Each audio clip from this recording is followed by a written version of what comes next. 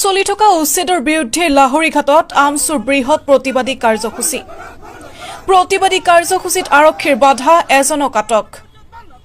সমগ্ৰ ৰাজ্যতে সদৌ অসম সংখ্যালঘু ছাত্ৰ ইউনিয়ন চমুকৈ আমচুৰ উদ্যোগত আজি উচ্ছেদৰ লগতে সংখ্যালঘুৰ ওপৰত চৰকাৰে কৰা অমানৱীয় অত্যাচাৰৰ বিৰুদ্ধে তীব্ৰ প্ৰতিবাদ সাব্যস্ত কৰে। ৰাজ্যৰ অন্যান্য প্ৰান্তৰ সমান্তৰালকৈ মৰিগাঁও জিলা আমচুৰ উদ্যোগত লাহৰীঘাটতো উচ্ছেদৰ বিৰুদ্ধে প্ৰতিবাদী সমদল উলিয়াই তীব্ৰ প্ৰতিবাদ সাব্যস্ত কৰে।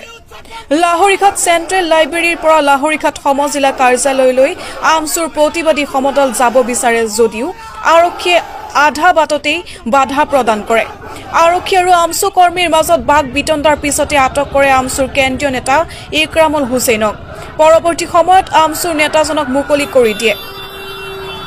নিউজ ডেস্ক ৰিপৰ্ট, টেঙাগুৰি বা বাতৰি।